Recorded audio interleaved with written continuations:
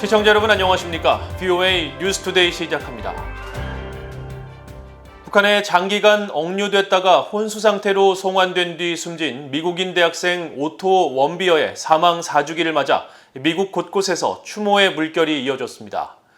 미국 의회에는 원비어의 이름을 딴 두 번째 법안이 발의됐고 뉴욕에서는 유엔 주재 북한 대표부 앞 거리를 원비어 길로 조성하는 방안이 재조명되고 있습니다. 첫 소식 이조은 기자가 보도합니다. 북한에 약 17개월 동안 억류됐다가 혼수 상태로 송환되고 6일 만에 숨진 미국인 대학생 오토 원비어 씨. 원비어 사망 4주기를 맞아 한국계인 공화당의 영김 하원 의원은 그를 추모하기 위해 지난 17일 하원 본회의장 연단에 섰습니다. 김 의원은 원비어가 22살의 나이에 잔인한 북한 정권의 손에 부당하게 숨졌다며 북한 정권에 대한 책임을 강조했습니다. Mr. Wonbier experienced what no American or human being should ever have to go through. The United States will not back down from holding the North Korean regime accountable for human rights abuses. 원비어의 고향인 오하이오주를 지역구로 둔 공화당의 로포트만 상원 의원은 이날 지역신문 신시내티 인콰이어에 4년 후 우리는 오토 원비어를 위한 정의를 계속 추구해야 한다는 제목의 기고문을 통해 원비어의 죽음을 계속 기억하고 잔인한 북한 정권이 원비어의 죽음과 무수한 다른 인권 침해에 대해 책임을 지도록 해야 한다고 밝혔습니다. 포트만 의원은 북한의 억압적인 정권을 제재하기 위해 할 수 있는 모든 것을 계속할 것이라고 강조했습니다. 같은 날 미국 의회에선 원비어의 이름을 딴 두 번째 법안, 오토 원비어 북한 검열과 감시 법안이 발의됐습니다. 2019년 말 대북제재 강화법인 오토 원비어 북핵제재 강화법에 이어 지난해 상원에서 원비어 사망 3주기 추모 결의가 채택된 데 이은 입법 활동이 올해도 이어진 겁니다. 원비어가 졸업 후 정착할 예정이었던 뉴욕시에선 2년 전 제기된 원비어 길 조성 방안이 4주기를 맞아 재조명되고 있습니다. 2019년 공화당 소속의 조 보렐리 시의원은 뉴욕 맨해튼에 있는 주 유엔 북한 대표부 앞 거리를 원비어 길로 조성하자는 조례안을 처음 발의했고 이 조례안은 현재 소관 상임위에 계류 중입니다. 빌 드블라주 뉴욕시장은 적극적인 지지 입장을 밝혔습니다. There's no government more oppressive than the North Korean government. And the fact that an American lost his life there is something that we need to remember. We need to honor his family, and we need to speak out against the oppression that the North Korean people go through every single day. 바이든 행정부의 기후 특사인 존 케리 전 국무장관은 최근 폭스뉴스에 뉴욕 유엔에서 북한은 여전히 기획되고 있는 이 젊은 청년의 이름을 매일 볼 필요가 있다고 지적했고 마이크 폼페오 전 국무장관 역시 폭스뉴스에 원비어길 조성을 통해 미국은 잔인한 독재자들에게 대응할 것이라는 점을 북한과 전 세계에 상기시켜야 한다고 밝혔습니다. 버지니아주를 지역구로 둔 민주당의 팀 케인 상원 의원도 이 방송에 원비어의 이름을 딴 거리 이름을 통해 버지니아 대학생이던 원비어의 삶을 기리자는 제안을 완전히 지지한다고 말했습니다. 케인 의원은 그러면서 원비어 길은 북한 외교관들에게 김정은 정권의 진정한 현실을 보여주는 상징이 될 것이라고 강조했습니다. VOA 뉴스 이존입니다. 조 바이든 미국 대통령은 북한이 추구하는 핵과 미사일 프로그램이 미국의 안보와 외교, 경제에 특별한 위협이 되고 있다면서 북한에 대한 미국의 기존 경제제재 행정명령을 1년 더 연장한다고 밝혔습니다. 백악관은 21일 바이든 대통령의 통지문을 통해 지난 2008년 발동된 행정명령 134666호와 이어 추가된 관련 행정명령 5건이 규정한 북한에 대한 국가 비상 상황이 지속돼야 한다면서 내년 6월 26일까지 조치를 1년 더 연장한다고 발표했습니다. 바이든 대통령은 미국 의회 상하원 의장에게 보내는 서한에서 한반도에서 사용될 수 있는 무기 확산 위험과 핵과 미사일 프로그램 추구에 따른 영내 동맹 위협 등 북한 정권의 도발적이고 불안정한 행동과 정책은 미국의 국가 안보와 외교 정책, 경제에 이례적이고 특별한 위협을 제기하고 있다면서 국가비상법 202항에 따라 행정명령 134666호에 명시된 북한에 대한 국가비상사태의 지속이 필요하다고 강조했습니다.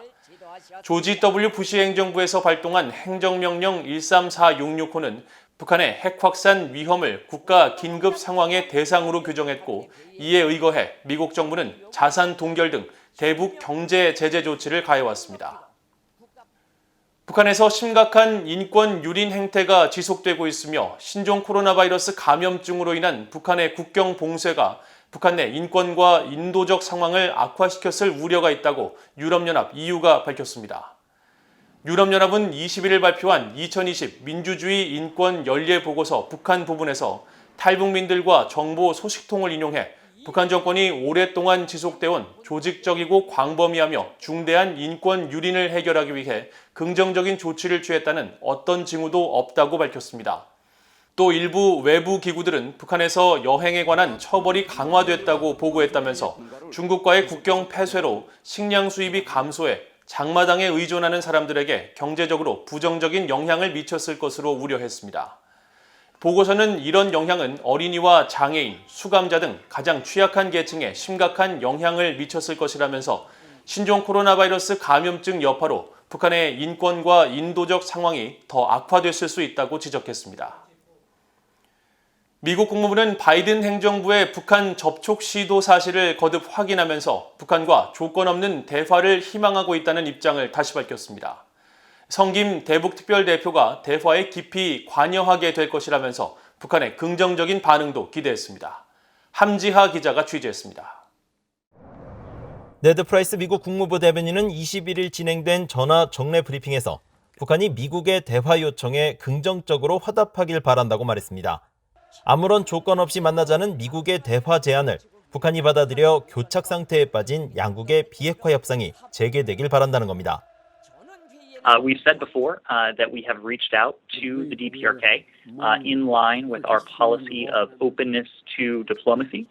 We certainly hope the DPRK will respond positively to our outreach and our offer to meet anywhere, anytime, without preconditions.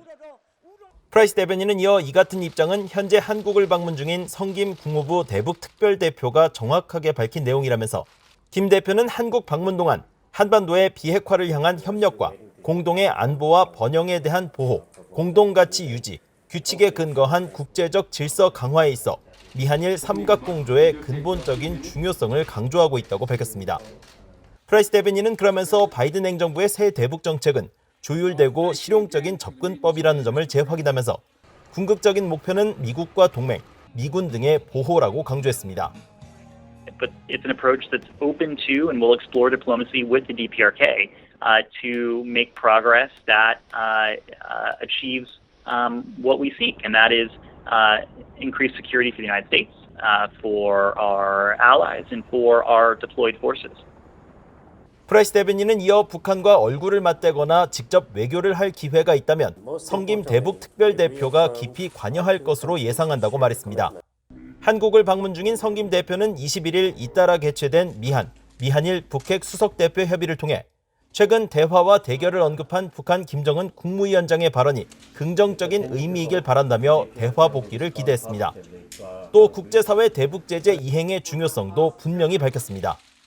In the meantime, we will continue to implement all UN Security Council resolutions addressing the DPRK.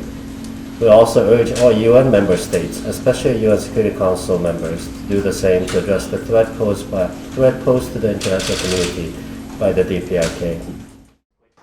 프라이스 대변인은 성김 대표가 인도네시아 대사직을 겸하고 있다는 사실을 확인하면서 김 대표의 직무 수행 변화와 관련해 현재 시점에서 발표할 내용은 없다고 설명했습니다.